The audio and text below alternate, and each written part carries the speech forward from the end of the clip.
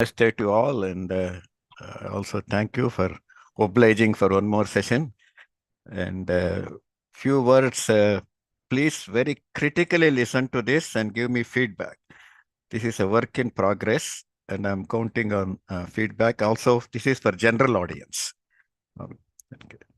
Let me start. Harihi Om Sarva Gurubhyo Namaha.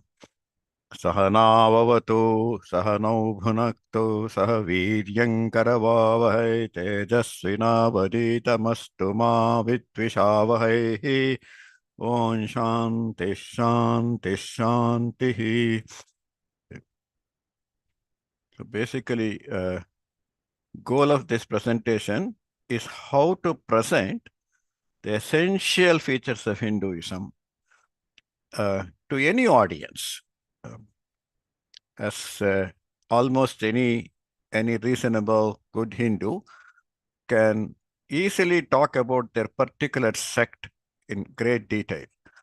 But when it comes to presenting the entire Sanatana Dharma or Hinduism to a novice, someone who has no background, it gets very complicated.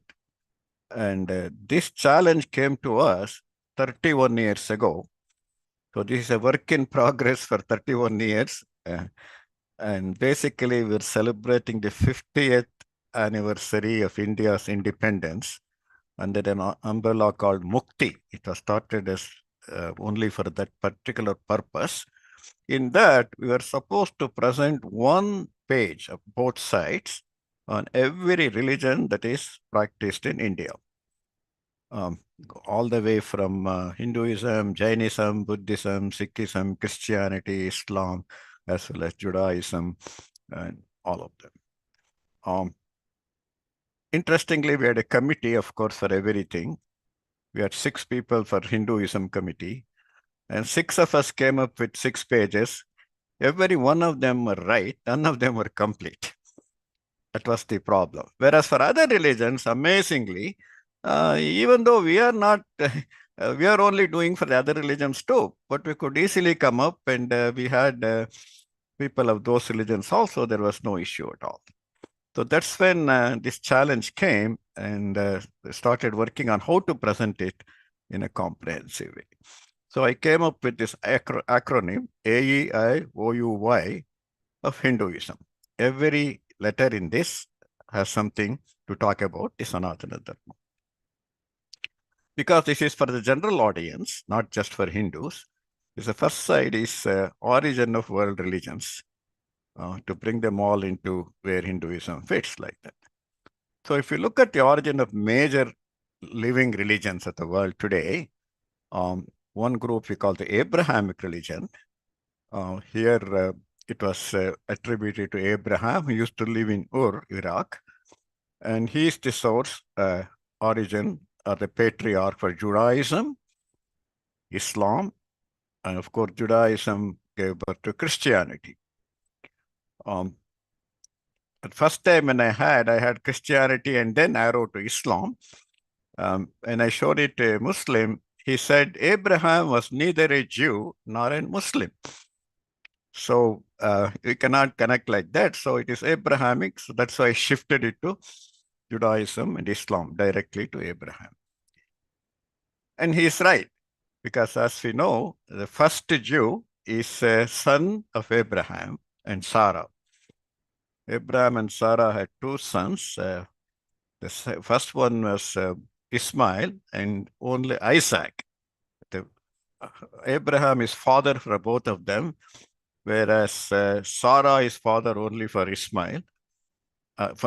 Sarah is father only for Isaac, whereas Hagar is mother for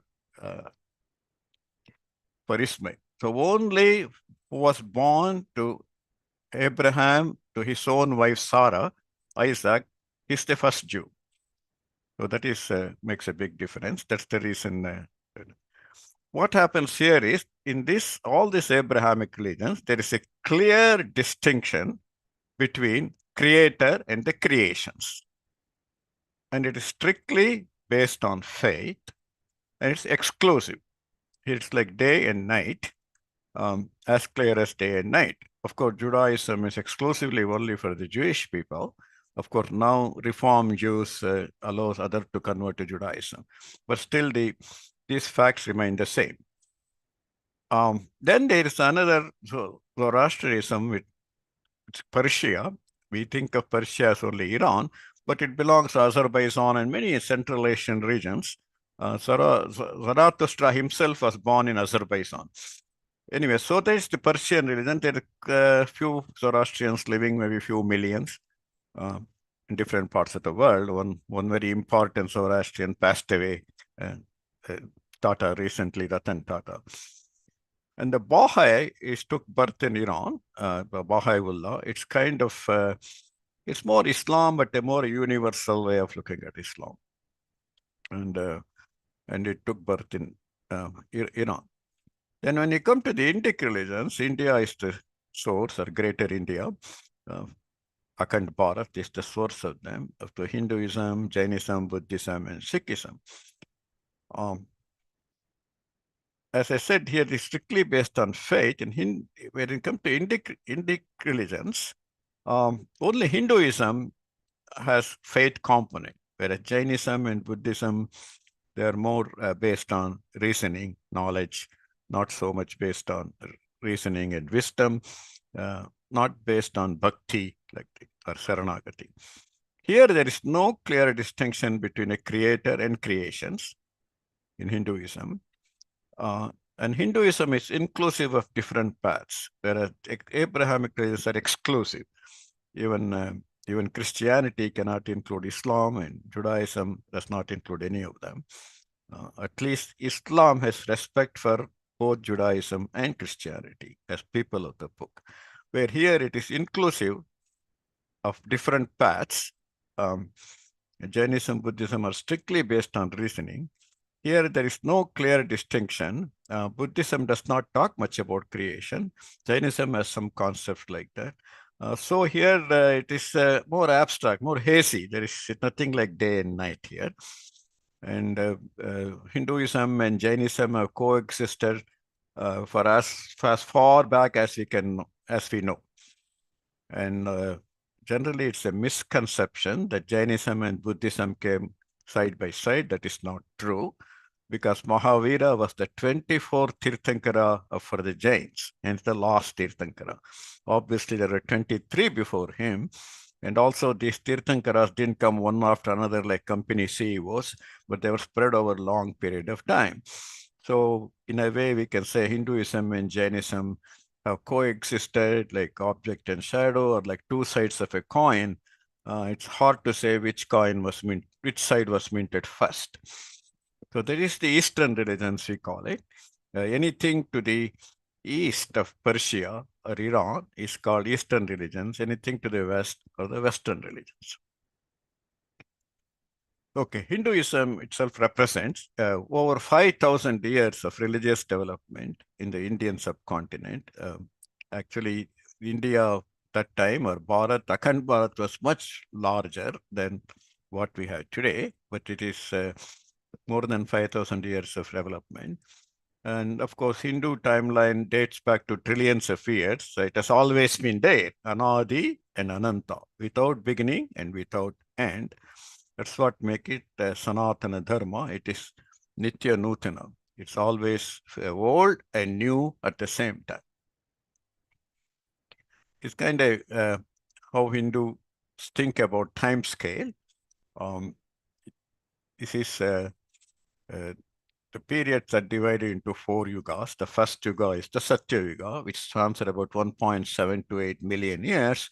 Then the Treta Yuga, 1.296 million, and Dwapara, 0.864 million, Kali, 0.432 million, or 432,000 years. And this kind of all together, they form one cycle, and that is 4.32 million years added together. And the present age we are living is Kali Yuga. I believe it started February 16, 3102, before the Common Era. This is the Kali start. And the Mahabharata war is about 34 years prior to that. That is noted here. Interestingly, what we call as the start of Kali Yuga coincides almost like the biblical flood as well as the flood in the Babylonian uh, culture. So in other words, it looked like there is something happened. There was some kind of a flood recognized in different cultures. And after that, as we know that each yuga is followed by a flood, and then the next yuga comes. So there could be something happened at time. So what we call as beginning of Kali Yuga as a new phase, they consider it's almost the beginning of the whole world itself, because after the biblical flood. Anyway, so this together become 4.32 million years.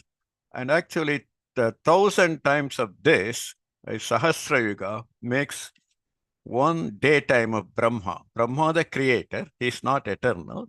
He comes from the Brahman. And for him, a daytime is 4.32 billion years. Equal amount is, that is also 4.32 billion years, day and night. That is 1,000 cycles of this. So many times it has happened. The same length for Brahma's night, and altogether one day of Brahma is called Kalpa. It is 8.64 billion years. Interestingly, human day, our own day has 86,400 seconds. It looks like there is some kind of a linear relation between those two. And Brahma also lives for 100 years. They consider 360, not 365. So altogether, it comes to 311.4 trillion years. Brahma's lifespan is 100 years, para. And after that, this Brahma is gone. Another Brahma comes and everything repeats. So basically, this goes on endlessly. And Brahma is actually in his 51st year. That is why we do, when we do the Sankalpa, we say, Asya Brahmanaha Dvitiya Para Ardhe. We say, that means he's in the second half of Brahma life. So in a way, he's roughly 16 years, and actually he's 20 years younger to me in human years compared to the Brahma years.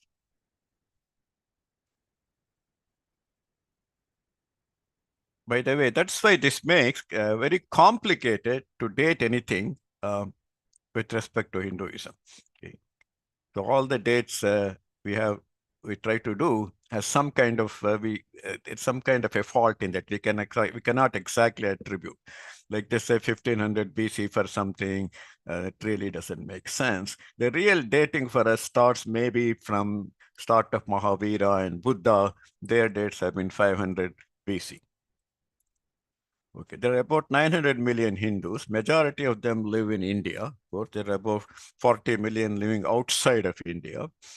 Hindus in small numbers we can find almost anywhere.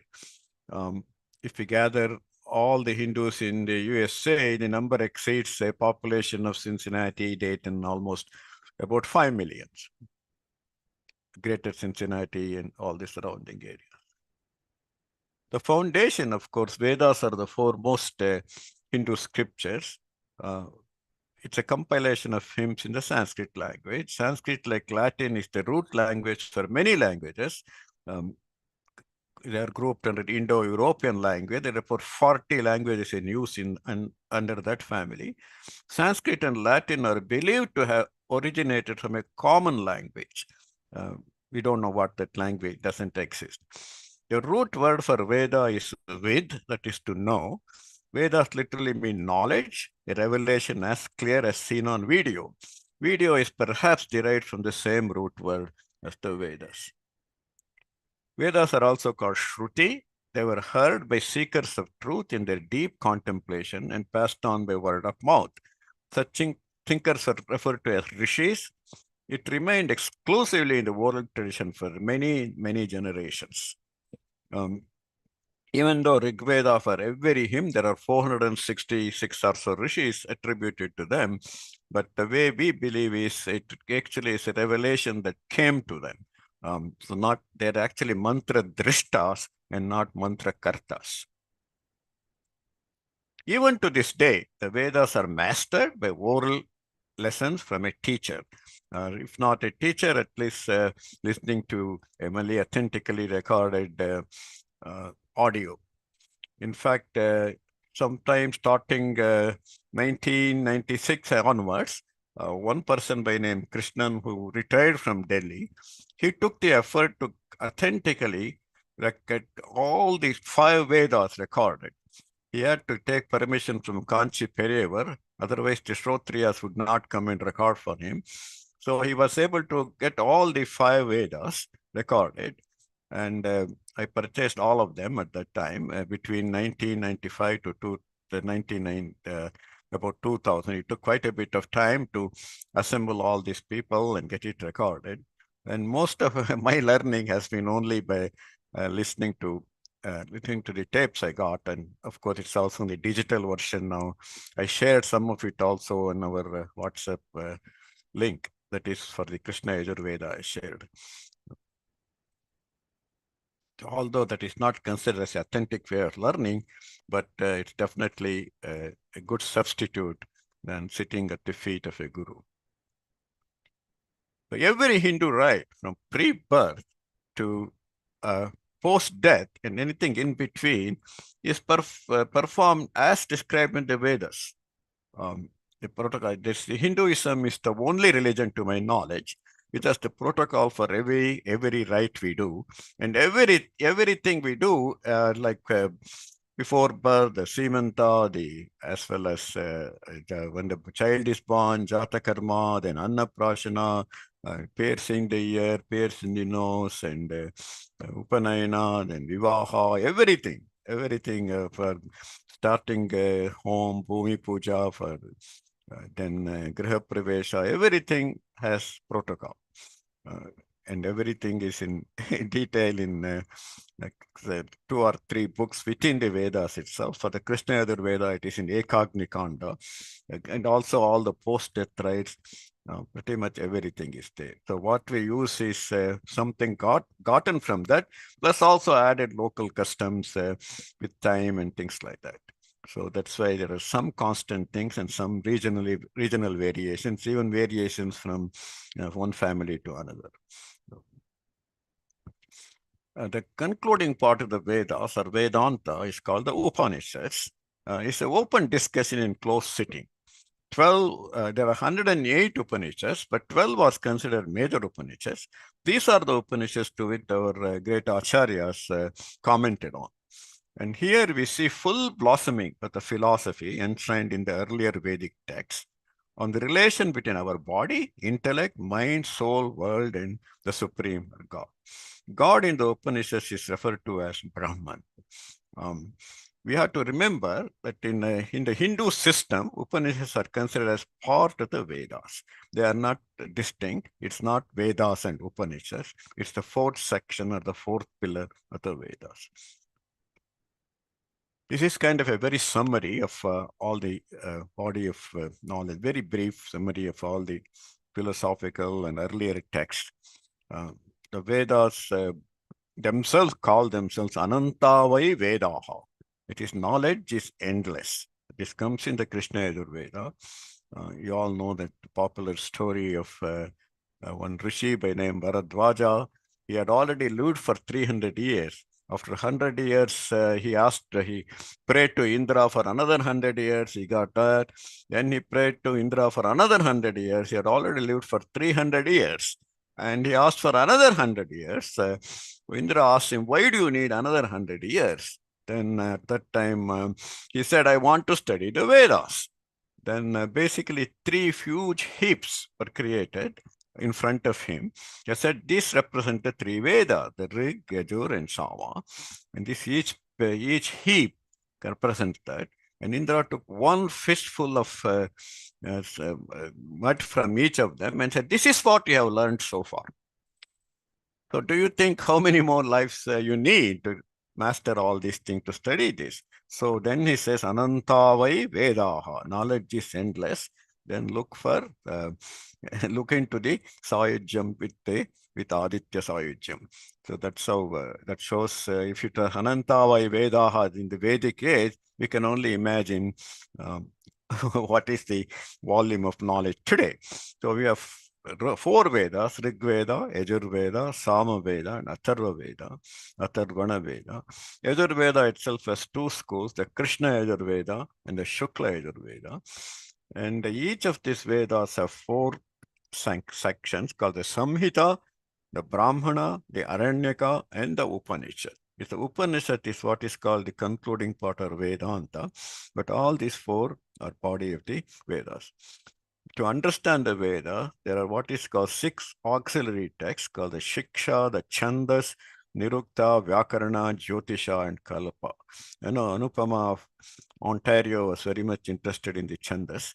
It's one of the Vedangas. And the Mahabharata epic is often considered as the 5th Veda. And apart from this, Vedanta is one of the schools, and Mimamsa is another school that is also called Purva Mimamsa, the earlier sections of the Vedas. Those two are derived from the Vedas. Whereas you have other darshanas, philosophical schools called Sankhya, Yoga, Nyaya, and Vaisheshika. So those together with Mimamsa and Vedanta form the 6 bodies, 6 orthodox schools of philosophy or darshana. We also have heterodox schools, Charuvaka and Ajivika. Charuvaka is, we don't know who it was, that Rishi, but because of his sweet talk, he got the name Charuvakas. So we don't even know what that, so it's called Charuvaka.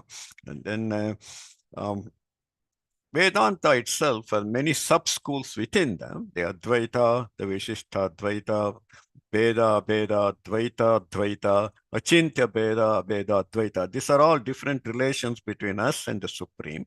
So all these are all different schools of Vedanta. Whereas the other 5 don't have that kind of multiple schools. They're only one.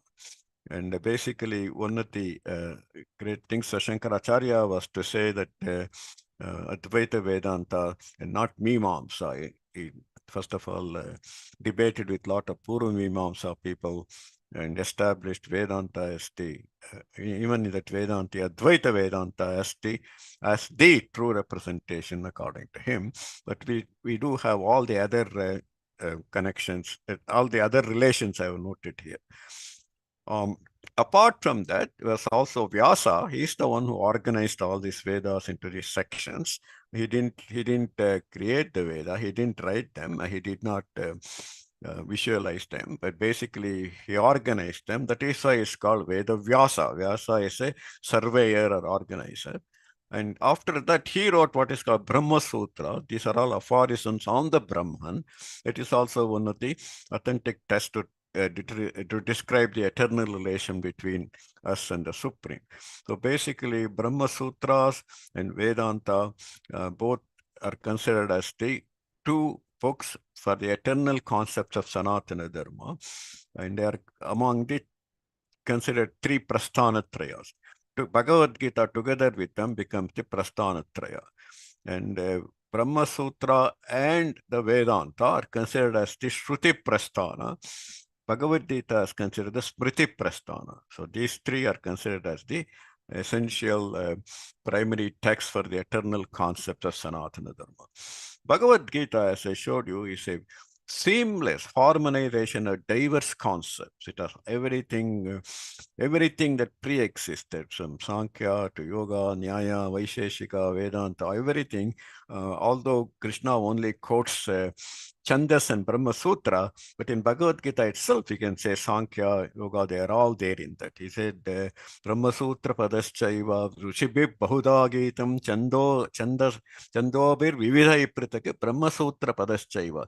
So he referred to only the Vedas and the Brahma Sutra, but obviously we can see in the Gita other things also. So it's a seamless harmonization, and that is why it is the most comprehensive summary of Sanatana Dharma. And there are also Upavedas, the Ayurveda for all the health, and Dhanurveda for the archery and the warfare, Gandharva Veda for all the art, dance, music, and all those things.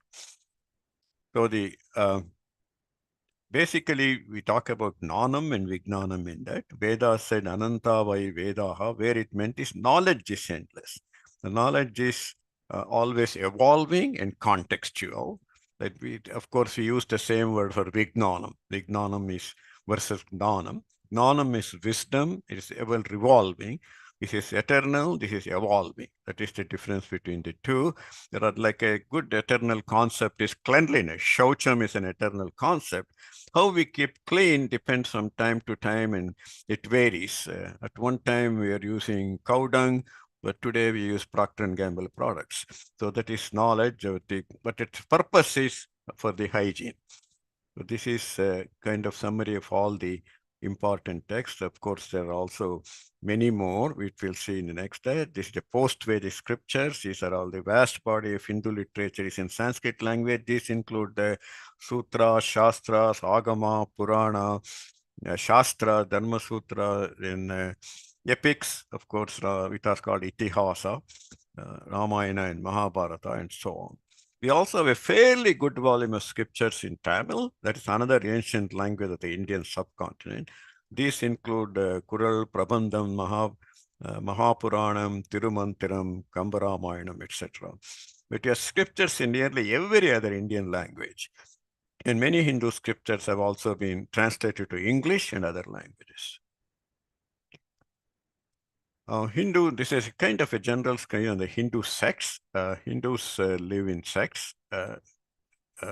When we say someone is a Hindu, it is more an Wikipedia figure. When it comes to ourselves, I never ask another Hindu, are you Hindu? I ask, are you Vaishnavite, are you Shaivite, are you Smarta, are you this, are you that? So broadly, these are the Vaishnavites are called the people who consider Vishnu as the supreme. Of course, Vishnu together with his consort Lakshmi. Even in that, two kinds of Vaishnavites. The Sri Vaishnavites consider Vishnu Lakshmi Sameta Vishnu. They always think it is goddess Lakshmi who pleads for us with Vishnu. And other the Vaishnavites who just consider Vishnu as supreme. On the other hand, we have the Shaivites who consider Shiva as the supreme Shiva and all the consorts of Shiva Parivara, we call it group, Shiva group deities. And then we have all the Smartas. Of course, there's also Shaktas who consider goddess as the supreme. So we have the Vaishnavites, the Shaivites, and the Shaktas. And then we have the Smartas who give Vishnu, Shiva, goddess. They consider all these. Then we have other like accessory things like Ganesha is kind of considered sacred and worshipped by all. So to Hanuman, not exactly like Shiva is considered to have come as Hanuman in the Ramayana, like that.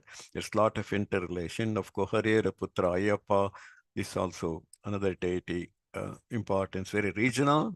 Nowadays, there are a lot more Ayyappa Bhaktas all over India. Earlier, it was confined to Kerala. And then we have Sanatanis, who kinds are considered very abstract, Nirguna Brahma, no form. And for them, just of course, Om is sacred to all for them. They are Sanatanis. And one can be all these at the same time too. Both Nirguna as well as Saguna, with attributes, it is without attributes. It also depends on our sects, also depend on the deity that we give as the highest value, and the guru and the philosophy. All these three makes it add to that. In philosophy itself, one extreme is the Advaita, the other extreme is the Dvaita, and everything in between. So all this makes to hundreds of sects within the Hinduism. Also, based on region and the language, all this add to it.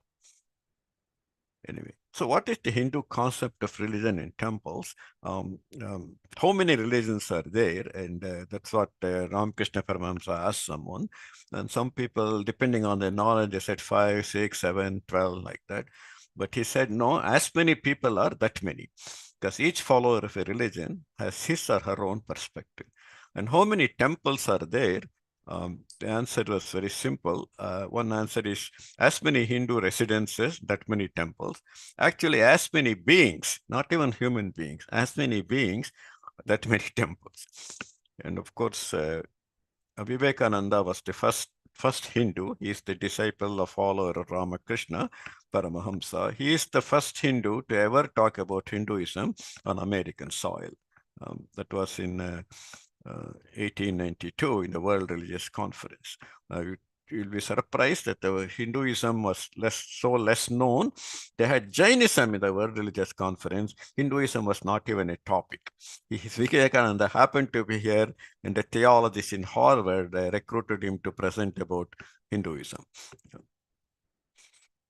Of course, it's a great challenge, comprehensive presentation of Hinduism, the age-old challenge for this age-old religion. So we have so many starting from Yoga, Om, and Varuna, Bhrigu, Upanishads, everything, and all through many New Age gurus. And as I said, for the 50th year Jubilee Mukti celebration in 1997, that's when we formulated this. Can go from prehistoric to BC to present day. So it's very complex. So that resulted in this summary of Hinduism, AEIOUY of Hinduism. So A stands for, the idea here was to objectively present, not beat around the bush, something you can give reference, something you can pick up, look up. The A stands for Ano Bhadraha Kratavo Yantu Vishwataha. This is from the Rig Veda. May noble thoughts come to us from everywhere. Then for E, Ekam Sat Vipraha Bahuda Vadanti. So this is God is one. The wise speak of God in many ways. A rose is a rose by any name. In this context, we should not translate that truth is one. People talk of truth is one, wise speak of truth in many ways is not right translation, because where this line comes in the Ano Bhadra Sukta of Rigveda, Rigveda talks different names. He call him Mitra, I call him Pushan, and different name, Agni, Varuna, all those things. But Ekam Sat Vipraha Bahuda Vadanti. So the translation is God is one. The wise speak of God in many ways. Then the next is I, AEIOU, AEI. This is the first mantra of Ishavasya Upanishad. Ishavasyam idagam sarvam etkincha jagatyam jagat tena tyaktena bhunjita magrita kasya siddhanam. When I present to other audience also, I do read the original. That way they hear some different sound and how they were sounding in the original language. So here the Lord permeates everything in this ever-changing universe. Relish your share with detachment. Don't be greedy after someone else's share. It is not just the humans or living or non-living. It also, the Lord permeates everything, inanimate things also. As we saw in the Bhagavad Gita, Krishna saying he is identifying himself in everything, in mountain, in river, in tree, as well as even in concepts, even in arguments, even in discussion. What is that? Interestingly, in our thing, even the words are is empowered with the spirit. That's what it is. He says, Vadaha Pravadatamaham, like that. And so if you ask how to really share with detachment and not being greedy of someone else's share, a good example is we just enjoy looking at Grand Canyon or the Himalayas or Niagara Falls. We don't have to think we should own it. This is relishing life with detachment. Also, we arrive at, say, Hopi Point of Grand Canyon to see sunset. Many like us are also there. Some of them may have a better spot than us. We just enjoy the sunset or whatever from whatever spot we got. Obviously, we don't stand there envying others or worse, yet plot to knock them down to grab that spot. This is relishing our share in life without greed or envy. Okay. Then O, AEIO, Om iti Brahma, Om iti idam sarvam. This is from the Taittiriya Upanishad, Krishna Yajurveda. Om is God, Om is everything. Om is the womb of everything, represents our birth, growth, fading away, and immortality. All these are represented within the womb. And of course, in Bhagavad Gita, you saw how Om has been prized in 4 different ways. And in fact, Om is considered as the way it is chanted, Om.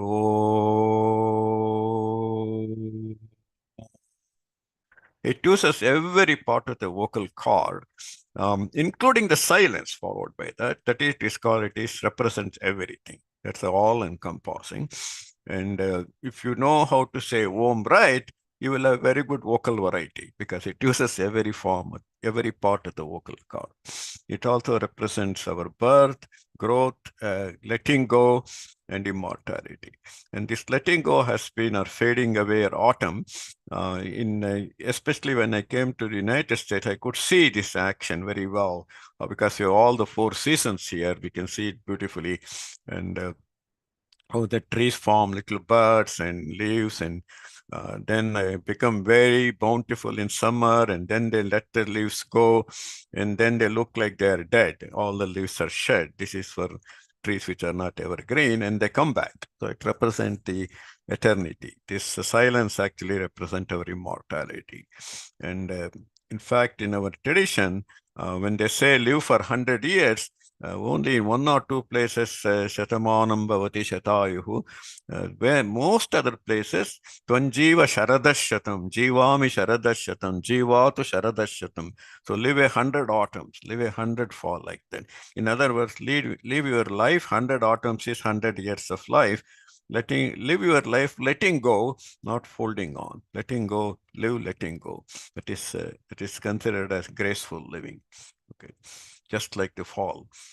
Now you is, of course, you are all very familiar with Uddare Atmanatmanam Natmanam Avasade Atma Eva Hi Atmano Bandhu Atma Eva Ripuratmana. This is from the Bhagavad Gita. Advance oneself or yourself by your own effort. Never put yourself down, because you are your best friend and you are your worst enemy. There are good parallels here. This is Mark Twain saying, a man can stand a lot as long as he can stand himself. Self-help is the best help. Be your friend first.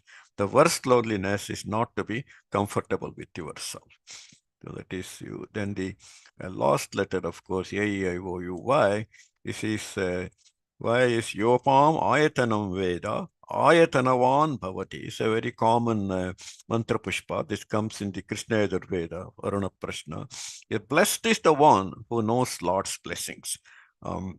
This is a kind of a very enigmatic hymn, Yopamayatanam Veda. Here, it becomes very meaningful when we translated a Yaha Apam. It's a Yaha Apam Ayatanam Veda.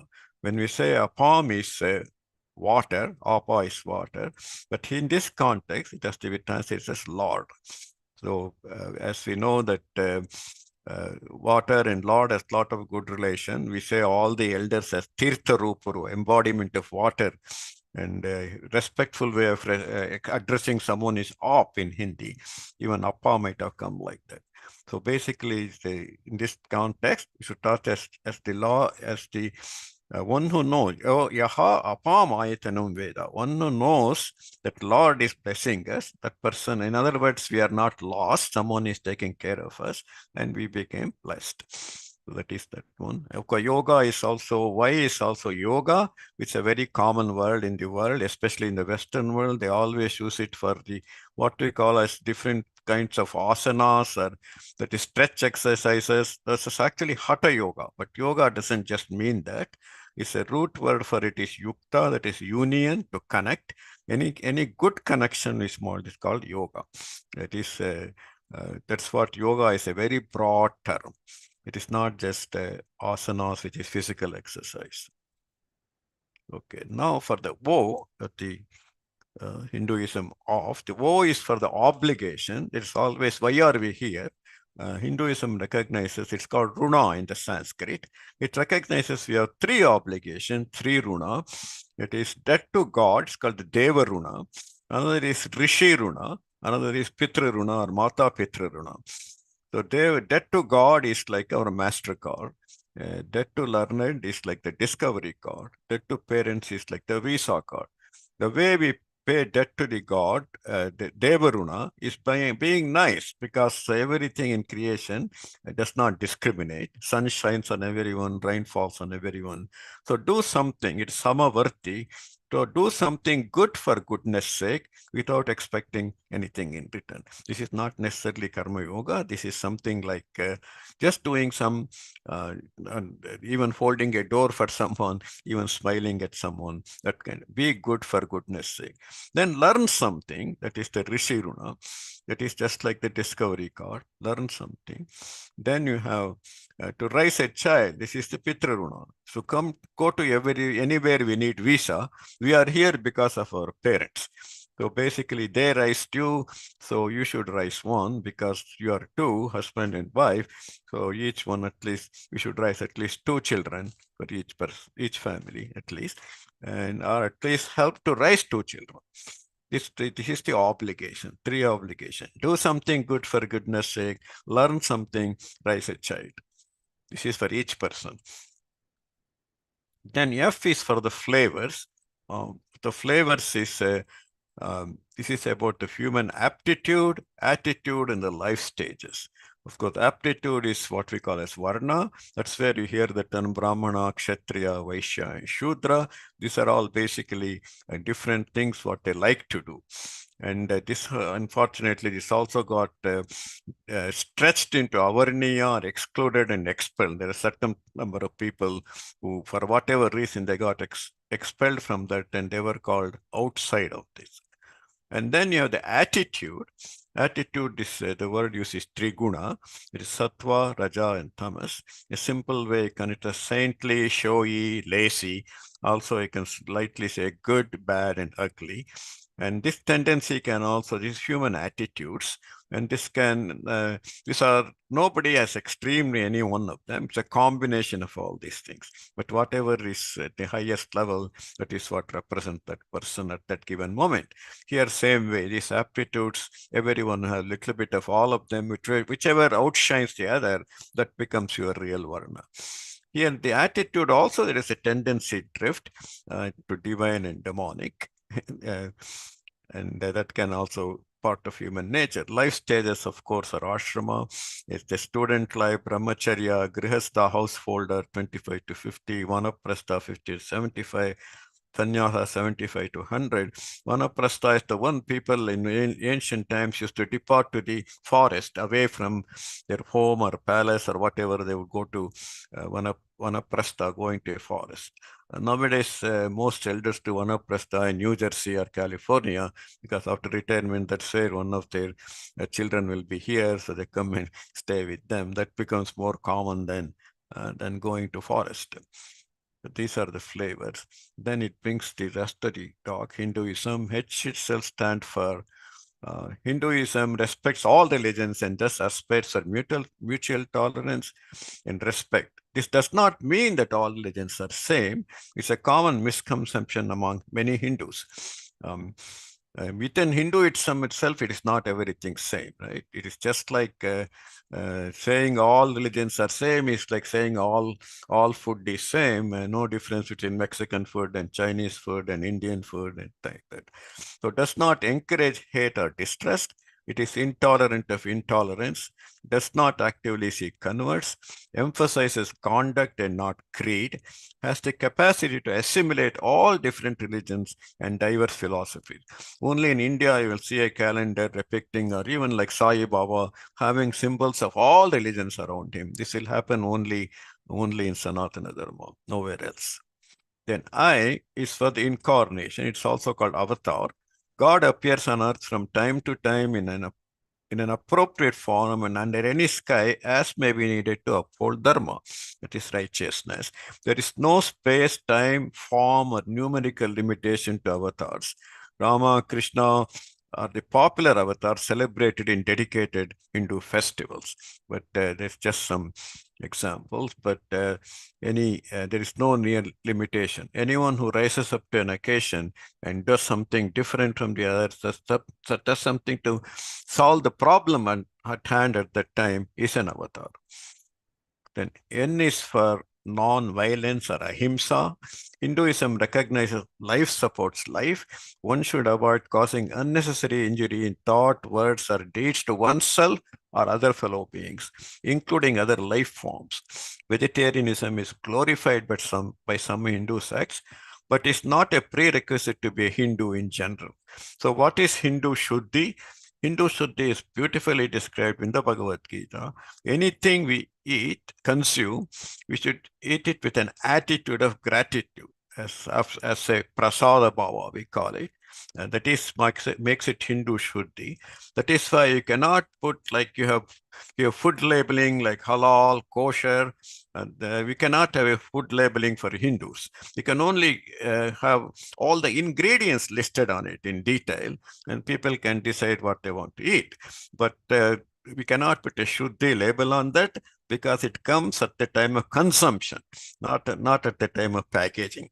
So that is something we should remember. This is true for Christians also. For them, they have to say grace before eating, and nobody labels as a Christian food. Obviously, Christians do not eat everything, so they look at the label. Obviously, they don't eat dog, they don't eat snake, many of them like that. I mean, at least in the West. Um, so that is something we have to remember. Then D is for dharma, which is righteousness. Actually, we should, dharma is what supports what is right. That is what dharma is. Whatever supports is dharma. Sorry. So it is regarded as a necessity because dharma is the basis of harmonious life. If we don't support dharma, it will be as if chopping the very branches of tree we are taking shade and or we are resting on. So we have a famous saying, dharmo rakshati rakshitaha. Then U is the unity of existence. All life forms and everything else are interconnected and are essentially an extension or manifestation of God. The world is one family, one big family, Vasudhaiva Kutumbakam. And it's not just humans, it includes everything, every aspect, every animal, every plant, every tree, every insect, everything it includes. So we can expect help from many, we can also expect trouble from many. And it's also, we were all one, we were all a lower form before, that's the belief. Even now we think that if we totally do very bad things in this life, in the next life we may even be born as something else. Like I was the eighth child in our home. I got a lot of love. I also got doing a lot of uh, running work kind of chores. And somebody will ask me to get water, my brother. I will ask him, you get it yourself. He will say, oh, if you don't get me water, in your next life, you'll be born as a lizard in some desert where you will have a hard time finding water. So that kind of interconnectedness is there in the Hindu mind. This is long before Darwin telling how one form evolved into another. So we see that connection within the Hindu concept. And I is the inherent value. God is omnipresent and omnipotent. Both the manifest and the unmanifest are the projection of God. They are supported, directed, and controlled by God as well. God can be worshipped in any form or no form. Just as the flag is a symbol of a nation, an idol or a murti we call for the Hindu is symbol of God. A Hindu worships the God enshrined in the idol and not the idol itself. S is the supreme reality, that is the Brahman. Brahman is both formless and with form, impersonal and personal, transcendent and immanent. The Brahman is known by many names. So this is so Hinduism is not a polytheistic religion. It is a pantheistic religion. Pantheism means just one God being in different forms. And the one God that can be connected in many different ways by any object or any person or anything in the universe. M is the last word of this acronym, AEIOUY of Hinduism. M is for moksha and mantra. Hinduism considers dharma, artha, kama, virtue, material prosperity, pleasure, and moksha, liberation from cycles of birth and death, harmonious union with God, are the goals of life. Artha and kama are considered as the secondary objectives. They are sandwiched between primary objectives of dharma and moksha. Any acquisition of artha and kama should not violate dharma. And adherence to one's own attitudes and aptitudes in achieving these goals is suggested. Whatever is suitable for each one of us for acquiring artha and what kind of activities they do, all decided by one's own, what their liking, whatever their bliss. So moksha is the ultimate union goal of Hindu life, there are numerous paths and innumerable opportunities. It can happen by one way or the other, and in one life or the other. If we talk about eternal life, in Hinduism, eternal life is inevitable.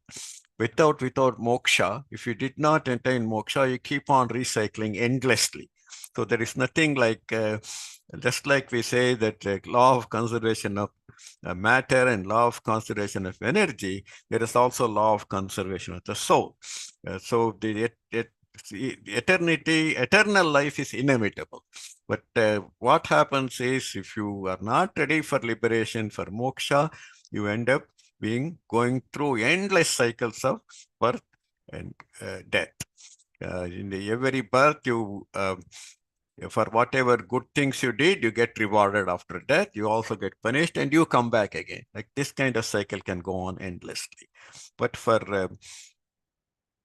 eternal liberation as union with the Supreme, there are many paths: Karma Yoga, selfless good deeds; Jnana Yoga, knowledge of the Brahman; Bhakti Yoga, faith or devotion; Prapatya, Sharanagati is yoga of total surrender; Raja Yoga, through control of body, mind, and intellect; Mantra Yoga, union with God through repetition of a mantra. Of course, the most sacred mantra is Om. So these are all different paths given to us for that. This is the universal prayer of the Hindus from the Brihadaranyaka Upanishad. Sarve bhavantu sukhinaha, sarve santu niramayaha, sarve bhadrani pashyantu, ma kaschit dukkhavag bhavet. Om shanti, shanti, shanti. May all be happy, may all be healthy, may all be prosperous, may none suffer. And the peace in all our three realms of existence, our surroundings, what is called the Adi Daivik, a body is called Adi Bhautik, in the body in internal peace, Adi Adhyatmik. So we want peace in all these three realms because any one of them can destroy the peace in the other realms.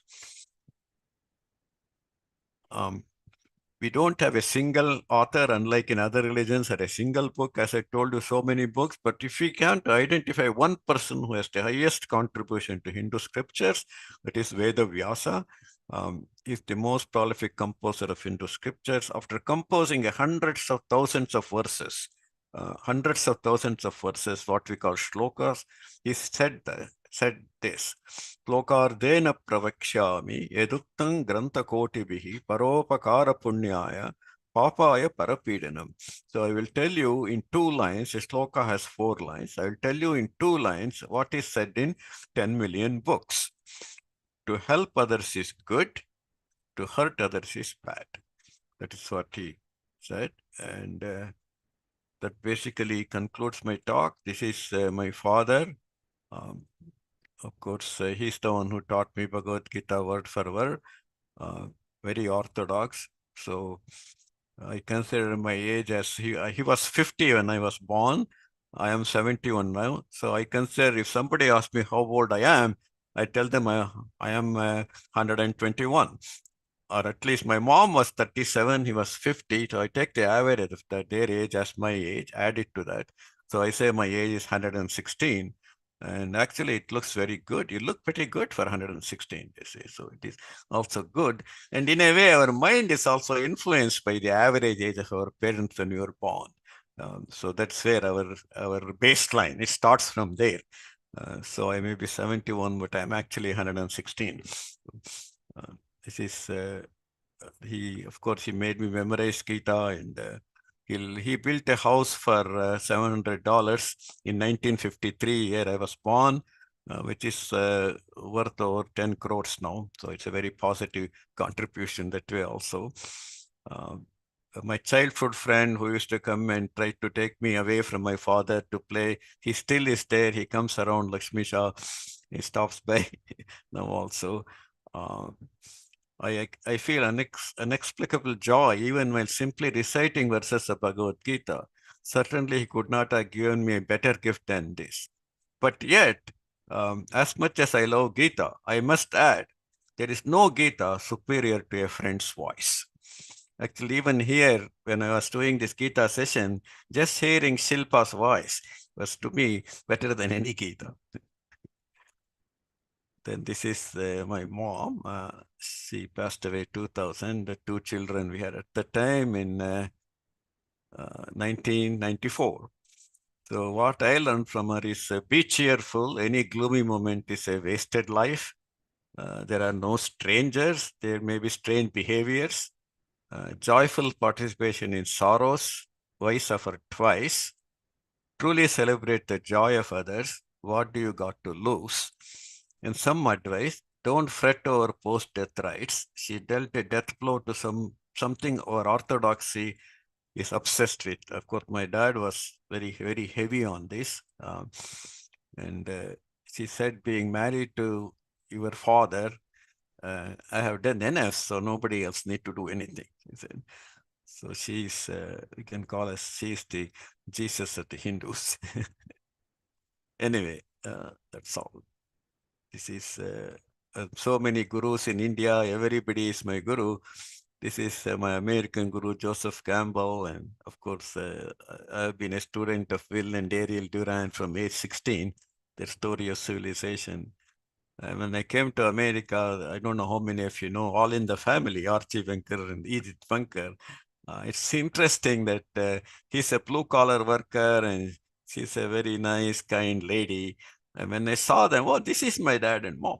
This I consider them as my American mom, dad and American mom. Although it's a human nature, it doesn't matter. It transcends your level of what is your intellectual level or your race or time. So I always I consider this as my American parents. I conclude here, and it probably took almost 1 hour. And you can, if you have any comments, you can make, or you can also stop share. Okay. You can send me also on the WhatsApp. It will be very helpful for me. Thank you all very much.